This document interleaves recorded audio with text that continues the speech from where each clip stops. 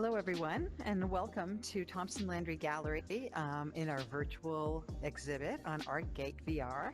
I just wanted to welcome everybody to the tour, and I wanted to tell you a little bit about our gallery. This is the Thompson Landry Gallery's 15th anniversary, so we've been representing Quebec artists now for 15 years, and we're having an incredible time, and to commemorate that, we've decided to do both a live show in our gallery as well as this virtual show of 12 of our works from the show. So for this ArtGate exhibition, we had to choose 12 pieces that we felt best represented each of our artists. And what you're seeing on the walls today are works by artists Dominique Fortan, Danielle Lintang, Chantal P Duroches, Josewa, Raphael Calder, Joan Du Maurier. We have Yann Normand, Rene Durache, Onion Zekov, Jean-Daniel Roer, we have Boudreau, and finally we have Boudreau. So you're seeing a nice example of the artwork in our gallery that really ranges anywhere from abstract and figurative to contemporary portraits and pop. So I'm standing here in front of a beautiful work by Dominique Fortan. This is part of her newest series called New. And what she's created here is a whole series of works really about the simplicity of finding happiness and love and finding the simpleness in life.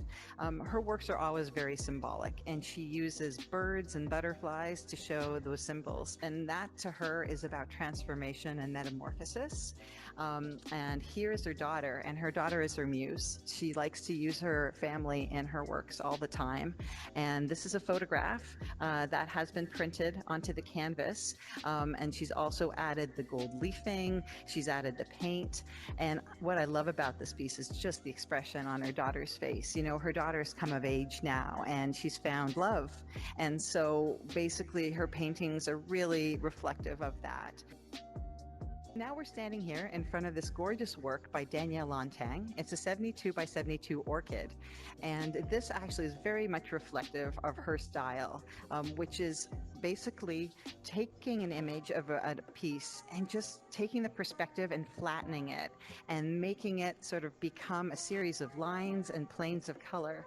As you can see here, she works with big, vibrant, bold colors, but it's never opaque. There's always that translucency in it where you can see the textures coming through. You can see all the different tones in her work. And for her, the orchid, it's the organic quality of the orchid, the way it's almost sinewy, like bodies. That's why she really loves to paint it. The orchid is trying to sort of find its way out of the canvas in this piece. Here we are looking at this stunning 60 by 48 piece by Chantal P Duroches. This piece actually is a wonderful sort of marriage between two things she loves. She loves to do abstract and she loves to do hyperrealism. And we've had both in the gallery, but this series called Aura is a mix of the two of those. So what she's done is she's wanted to create, you know, the face coming out and looking at you, but then in the background have that beautiful, what she calls as an aura, or sort of a spiritual energy around the outside. She uses the greens and the blues as the aura because for her that it's a calming, intuitive, compassionate, empathetic color. Here we are standing in front of this gorgeous piece by Josewa. And this one is the perfect reflection of what she does so well.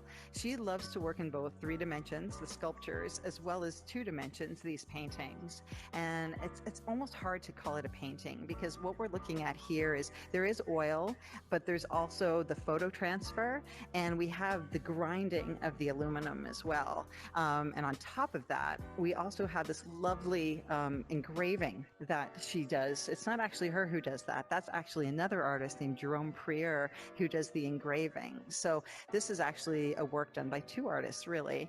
And this series that she did for our show, for our 15th anniversary, she said is very celebratory. She wanted it to be about celebration and dance and life and light.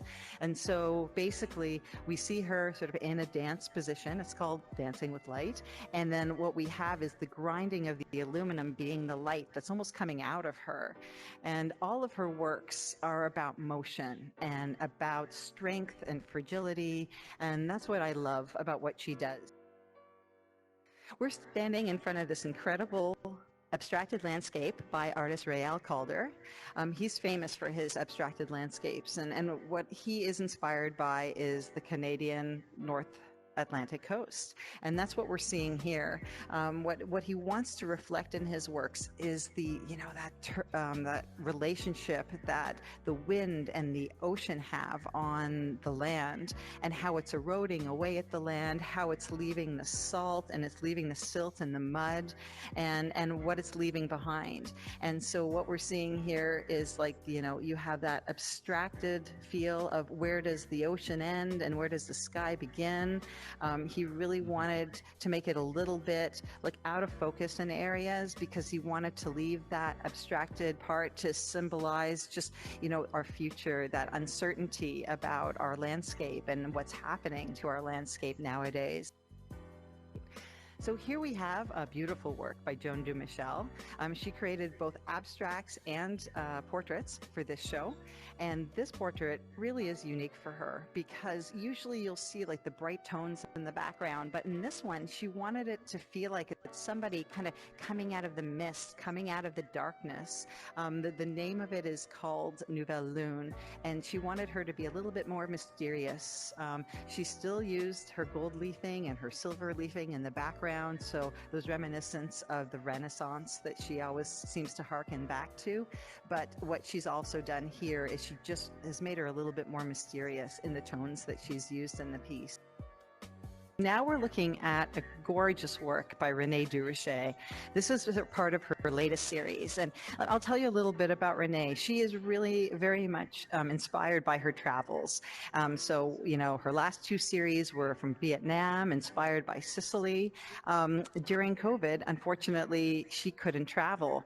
So this piece actually, and the whole series that she did of the forest, was inspired by a walk she took in December. When she was walking, she noticed a plant on the ground that was literally thriving in the snow around all of the dead waste.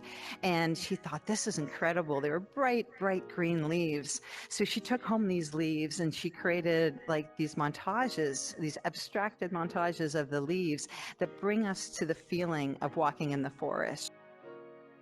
Ugnan is actually known for his almost hyper-realistic paintings of hands and of ballet dancers, and his ballet dancers are very, very dear to him, just because the light in these works, the use of chiaroscuro and the oil is just incredible.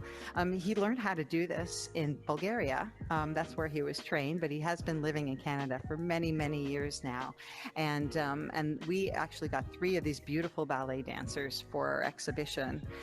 For him, what he wants to do is capture a moment in time. It's just like she's just gone up on her toes and he's captured that one little moment.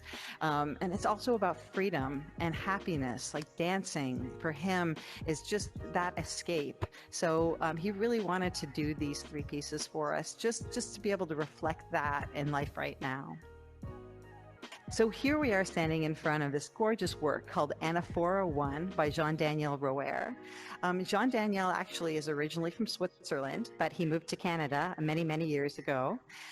This is part of his newest series, the Anaphora series. And Anaphora is actually a literary term, which means the repetition of a word or a phrase at the beginning of a sentence, which is very intentional.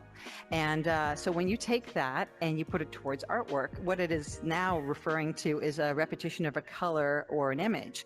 And that's what we're seeing here with the repetition of the historical image, which I think is just so powerful. He's done an entire series like this.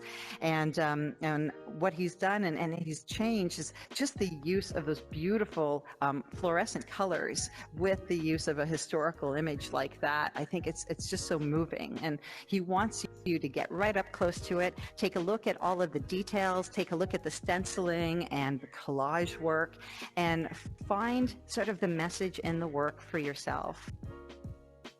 All right, so now we're standing in front of this fantastic piece by urban pop artist Bao. He's our only graffiti artist, our only artist who kind of works in this style, and this one's a special piece by him.